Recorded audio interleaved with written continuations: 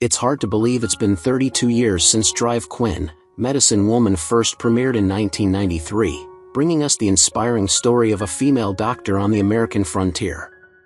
With its heartfelt drama, strong characters, and powerful messages, the show became a television favorite throughout the 90s.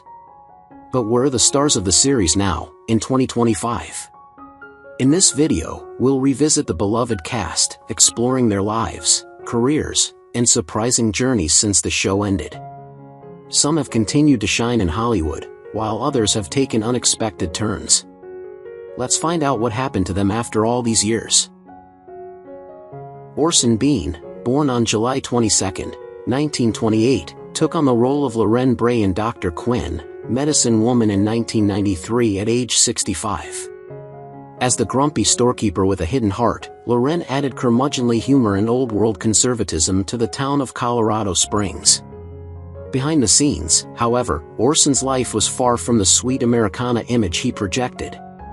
Once blacklisted during the McCarthy era for leftist ties, Bean spiraled into depression and substance abuse, only to later reinvent himself as a born-again Christian and conservative commentator. His marriage to actress Allie Mills raised eyebrows due to their 23-year age gap and her claims of his controlling nature.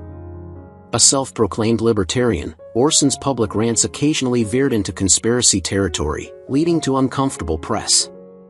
Though he later found peace, his earlier years were marked by clashes with producers over creative control, and several showrunners quietly distanced themselves from him due to his erratic behavior. Bean died on February 7, 2020, at age 91.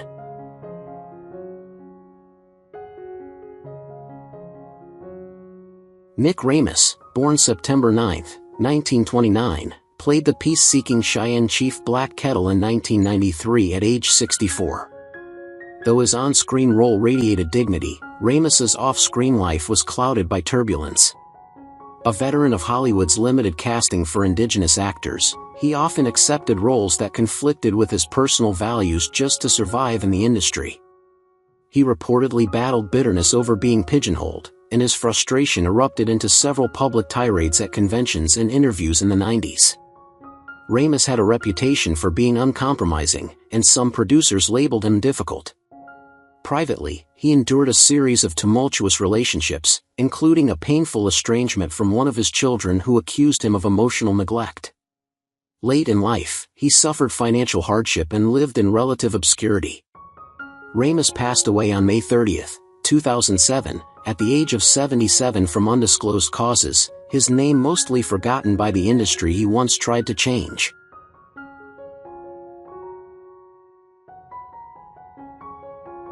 Larry Sellers, born on October 2, 1949, stepped into the role of Cloud Dancing in 1993 at age 44.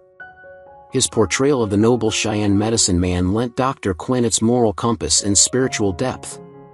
But Sellers's personal life carried a heavier burden than his peaceful character. While deeply involved in Native activism, he faced criticism from within his own community for taking roles some viewed as stereotypical or sanitized. His intense passion for cultural preservation often turned confrontational on set, where he allegedly clashed with writers over the depiction of Native traditions, sometimes walking off set mid-shoot. Off-camera, his stoic demeanor masked years of emotional distance from his family, particularly a strained relationship with his children. Rumors of a bitter divorce and financial instability lingered, though Sellers kept details private. He died on December 9, 2021, at the age of 72, from undisclosed causes, leaving behind a complex legacy of representation and inner turmoil.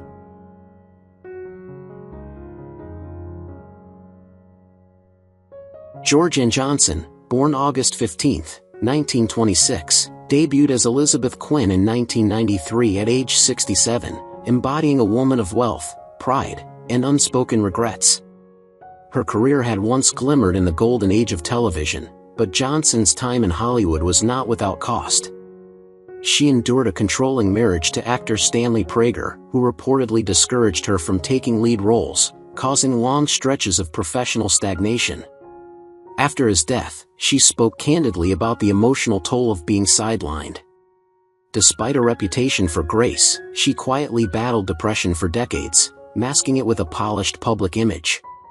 Behind the scenes, she occasionally vented her frustrations about being offered only mother roles in her later years.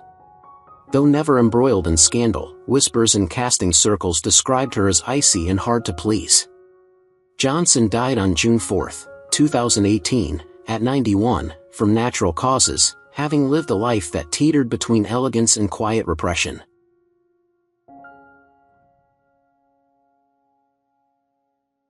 June Carter Cash was born on June 23, 1929, and portrayed Sister Ruth in 1993 at the age of 64. Sister Ruth was a gentle, maternal presence who offered spiritual guidance in a town often torn by conflict and prejudice. While June was revered for her musical legacy and her marriage to Johnny Cash, few know the extent of their private turmoil. Their relationship, though iconic, was marred by Johnny's drug addiction and June's behind-the-scenes struggle with depression and anxiety.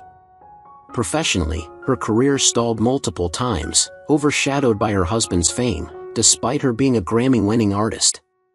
Her previous marriages, including one to singer Carl Smith, ended bitterly, with accusations of infidelity. The couple's children, particularly John Carter Cash, have spoken publicly about the emotional scars left by their chaotic household. June also endured a lifelong identity crisis, torn between the devout image she projected and the darker truths of her personal life. She died on May 15, 2003, at the age of 73, due to complications following heart surgery.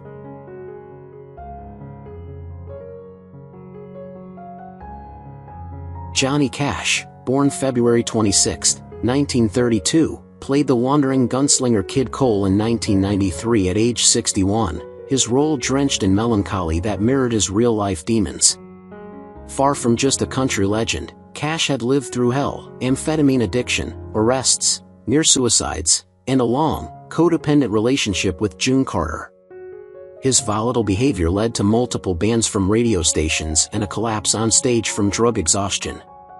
In the 70s, he caused a forest fire while high, nearly killing endangered condors, a scandal the press later buried. His turn on Dr. Quinn was meant as redemption, but insiders recall his erratic memory and grueling detox periods between shoots. He remained haunted by guilt over neglecting his daughters during their formative years, particularly his troubled relationship with Kathy, who later spoke of abandonment. Cash died on September 12, 2003, from diabetes complications at age 71, just months after losing June, a man revered in death, but deeply fractured in life.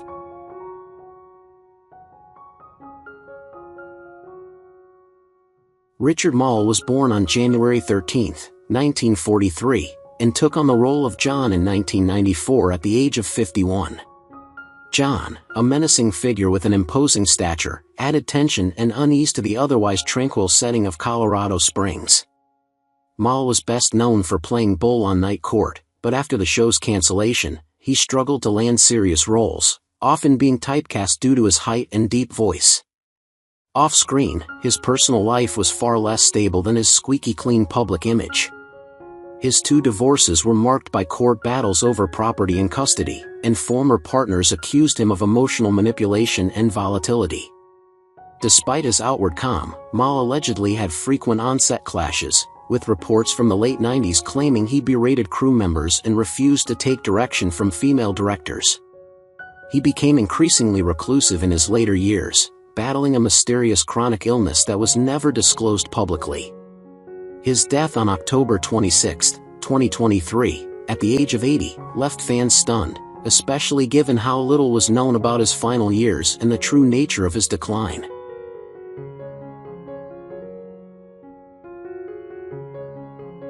Stacy Keech Sr. was born on May 29, 1914, and portrayed Judge Webster in 1996 at the age of 82. His character was the embodiment of frontier justice, balancing moral integrity with a sharp legal mind. Yet behind the camera, Keech struggled with being constantly overshadowed by his son, Stacy Keech Jr., whose success in both film and television eclipsed his own. This father-son tension was well known in industry circles, with multiple reports of Keech Sr. expressing resentment over being called Stacy's dad at auditions. A heavy drinker in his younger years, Keech's bouts of rage allegedly lost him several stage roles during the 1960s and 70s. Despite a long-lasting marriage, insiders suggest it was more partnership than passion, especially after his affair with a young actress came to light in the late 70s, nearly ending his career. He remained respected by peers, but his bitterness about fading relevance was palpable in interviews during his later years. Keech passed away on February 13, 2003, at the age of 88, due to congestive heart failure.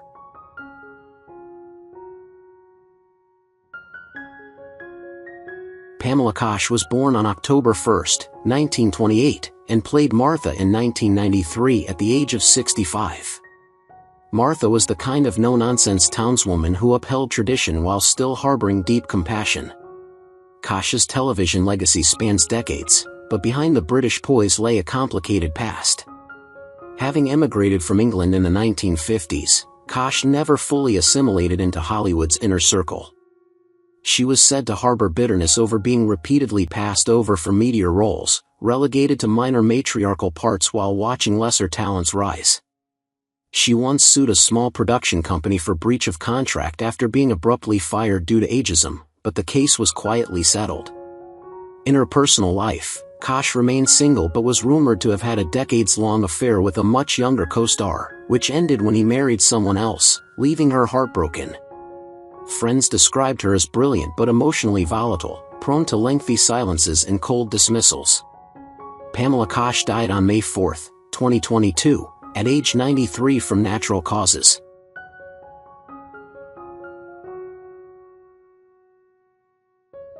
George Firth was born on December 14, 1932, and appeared as Jedediah Bancroft in 1993 at the age of 61.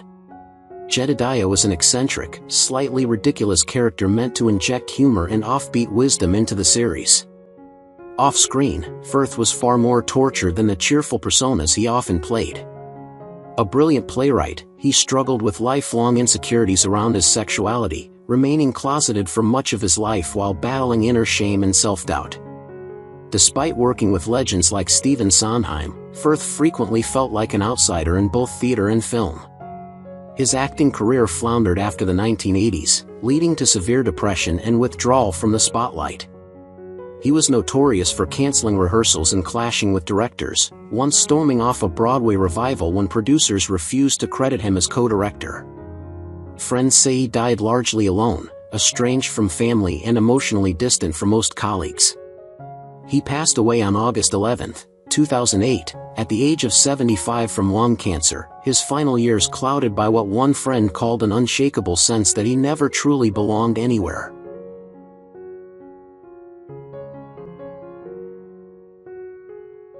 Edward Albert was born on February 20, 1951, and took on the role of Dr. William Burke in 1993 at age 42. Dr. Burke was gentle and empathetic, offering a rare moment of emotional vulnerability within the show's rugged frontier world. But off-camera, Albert's life was anything but serene.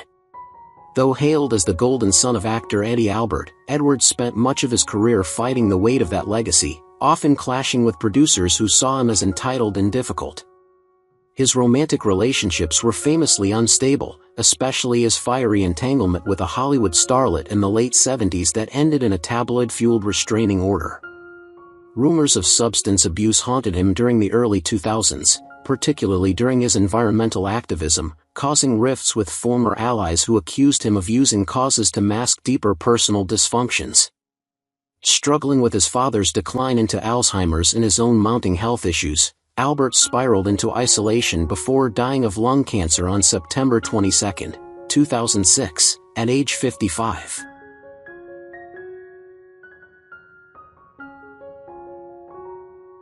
Dennis Lipscomb was born on March 1, 1942, and portrayed President Ulysses S. Grant in 1994 at the age of 52. His character, though historical, was adapted to embody steadfast leadership amid turbulent political tides. Behind his stoic performance, Lipscomb's off-screen life held shadows rarely discussed. While he carved out a steady career as a character actor, his absence from major Hollywood leads was partly due to persistent rumors of his antagonistic behavior during stage productions in the 70s and 80s. Known in some circles for a temper that made directors nervous, Lipscomb often clashed with peers over control of scenes. Privately, his marriage crumbled under the weight of long absences and speculation of infidelity with a younger co-star in the late 80s, though never confirmed. The scandal quietly closed doors. In the final decade of his life, he became increasingly reclusive, battling undiagnosed neurological issues that left him isolated. Lipscomb died on July 30, 2014, at age 72 from natural causes, largely forgotten by the industry he once fought to be a part of.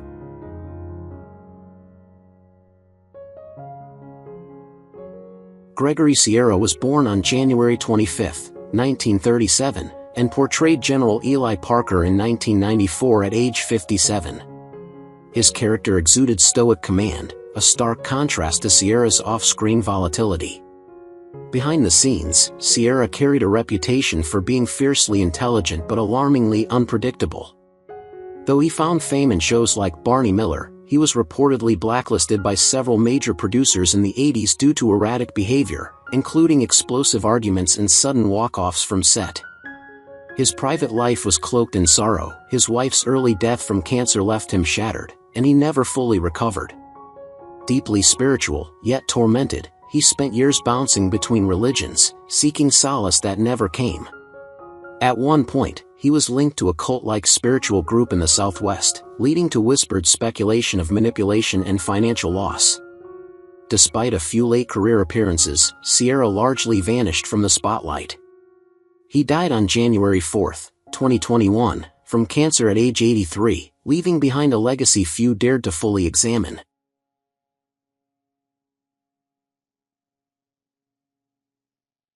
Joe Lando, born December 9, 1961, became a heartthrob as Byron Sully in 1993 at age 32, the brooding wilderness hero with a conscience.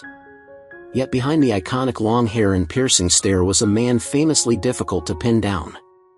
Lando's off-screen romance with Jane Seymour began as a passionate secret but soured quickly into a tense professional standoff, with production insiders describing an environment of passive-aggressive feuds and emotional power plays.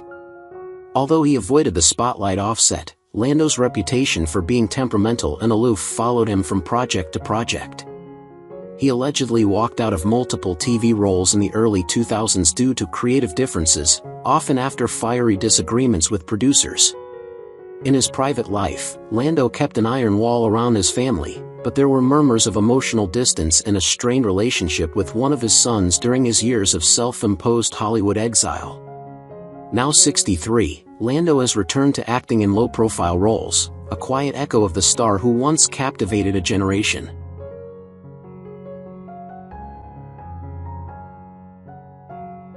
Jane Seymour, born February 15, 1951, embodied the trailblazing Dr. Quinn in 1993 at age 42. On screen, she was the epitome of resilience and grace, a woman ahead of her time in a patriarchal frontier. Off-screen, however, Seymour's life unraveled in ways few fans realize. Her picture-perfect image masked a stormy personal history marked by 4 failed marriages, one of which ended with allegations of financial manipulation and public humiliation. Her divorce from businessman James Keech was particularly brutal, involving rumors of his infidelity and her emotional withdrawal during filming. Sources close to the set described Seymour as a control enthusiast, often clashing with directors and accused of manipulating co-stars, including Joe Lando, with whom she reportedly had an off-and-on affair that turned bitterly cold during later seasons. Despite her enduring career, whispers persist that she used her charm to sidestep accountability for backstage toxicity. As of 2025, she is 74, living in Malibu, still working, and still guarding a carefully curated image that hides decades of private chaos.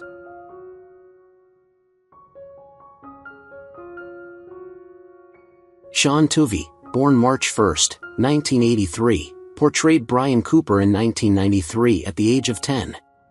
On screen, Brian was the heart of the family, innocent, eager, and untainted by the world's cynicism. Off-screen, however, the industry's dark underbelly nearly consumed him. After Dr. Quinn, Tuvi quietly vanished from Hollywood.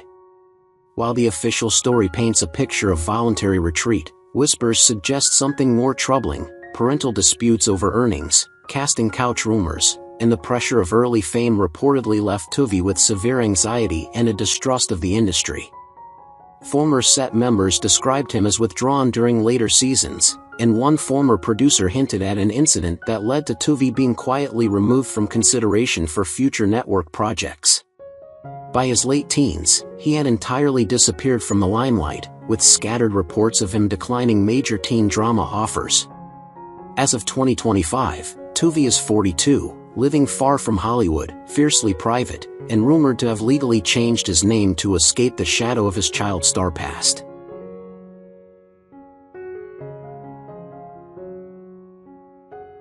Jim Kobello, born March 18, 1950, played Jake Slicker in 1993 at the age of 43. His character was a volatile mix of charm and vice, traits not entirely confined to fiction. Known for his brooding demeanor on set, Kobello was described by colleagues as difficult and intimidating. Off-camera, his private life crumbled in the late 90s with a bitter divorce from Australian actress Muriel Jacobs, during which court filings alleged verbal abuse and long absences. The scandal intensified when it was revealed he had fathered a child during an affair while filming overseas. Professionally, his career faltered after being blacklisted by a popular network for refusing to follow direction and allegedly berating younger castmates. Though he eventually rebuilt his image in Australia with small theater work, Kobello never fully recovered his American fanbase. As of 2025, at age 75, he continues to act, but the industry remains cautious about working with him.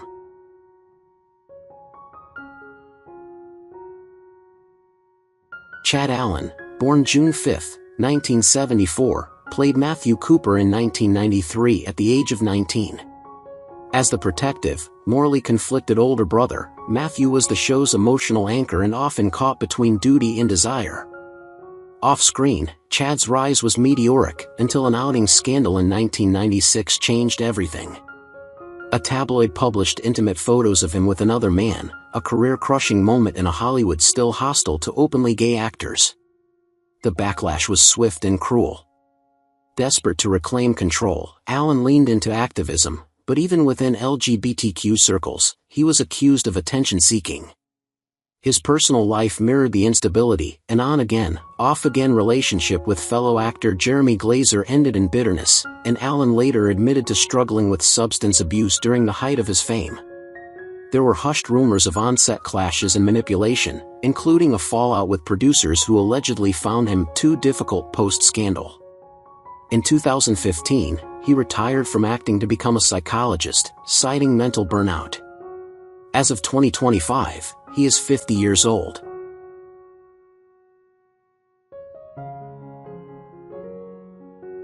William Shockley, born September 17, 1963, took on the role of Hank Lawson in 1993 at the age of 30.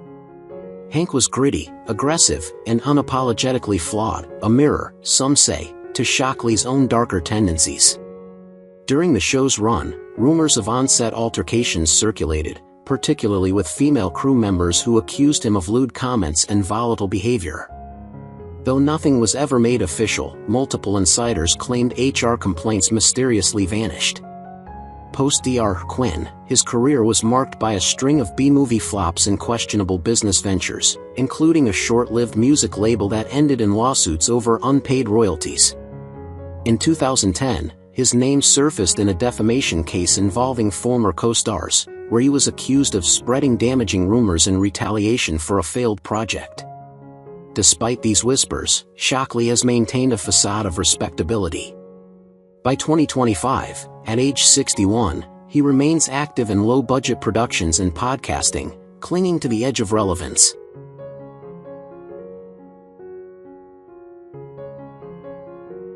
Henry G. Sanders, born August 18, 1942, played Robert E. in 1993 at age 51. Robert E. was the steady, skilled blacksmith, a grounding presence amid the town's chaos. But Sanders' path was anything but steady. Before Dr. Quinn, he survived on sporadic work, spending months living in his car in the late 80s, too proud to ask for help. His first marriage imploded after accusations of emotional neglect and financial irresponsibility. Though he gained quiet respect for his work, Sanders developed a reputation for being cold and intensely private, refusing to socialize with cast members and reportedly demanding script changes that benefited his character. He also battled serious depression in the early 2000s, which he has never publicly acknowledged. Despite occasional roles, he avoids interviews, fan events, and social media. As of 2025, Sanders is 82, living modestly in California, rarely seen in public.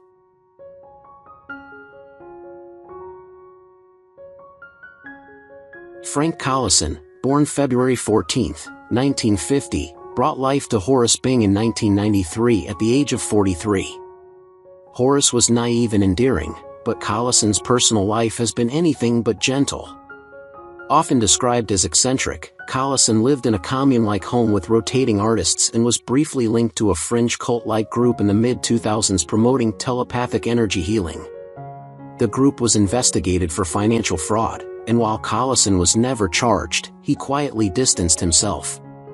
Co-stars recall erratic behavior during filming, including walking off set for days without explanation, and an obsessive fixation with method acting that bled into inappropriate on-set interactions.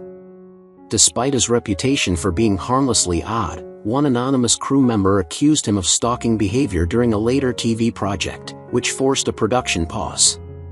Still, his unique presence kept landing him niche roles. As of 2025, at age 75, Collison continues to act sporadically, though he remains reclusive and reportedly lives under the radar in rural California.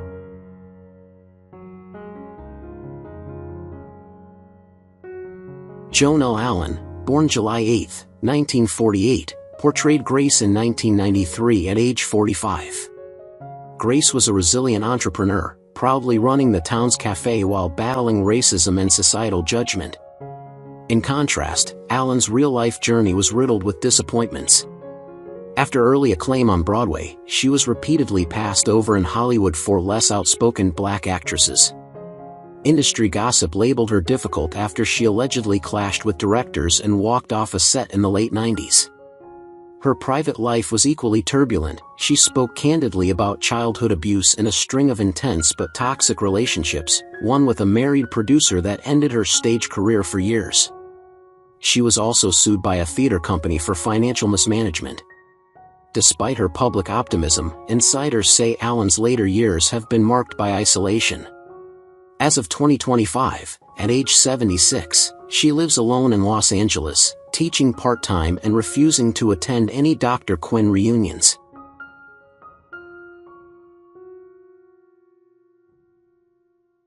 Jeffrey Lower, born March 19, 1963, portrayed Reverend Timothy Johnson in 1993 at the age of 30. His character embodied goodness and guidance, but Lower's off-screen persona was allegedly far more complicated. Once dubbed the brooding preacher by tabloids, he was involved in a messy breakup with actress Christy Swanson, which ended in a restraining order filed quietly and buried from press. Colleagues whispered about his volatile mood swings and perfectionist tendencies, which led to frequent arguments with directors.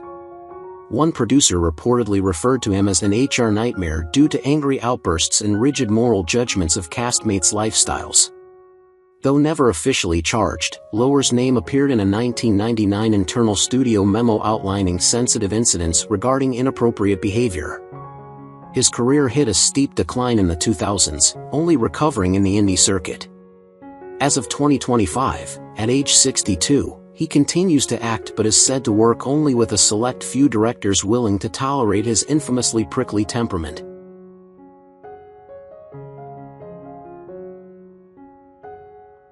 Helen Yudi, born November 1, 1962, portrayed Myra Bing in 1993 at age 31.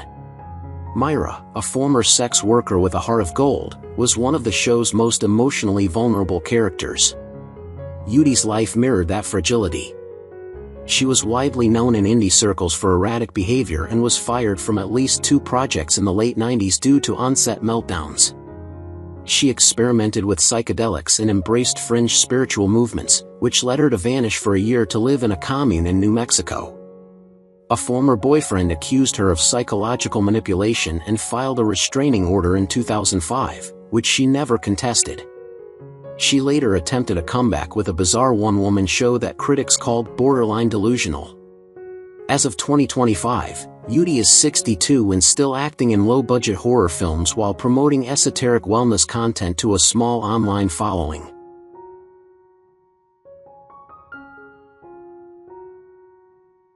Who's your favorite character from Dr. Quinn, Medicine Woman? How do you feel knowing that some of the actors have passed away? Don't hesitate to leave your thoughts in the comments below.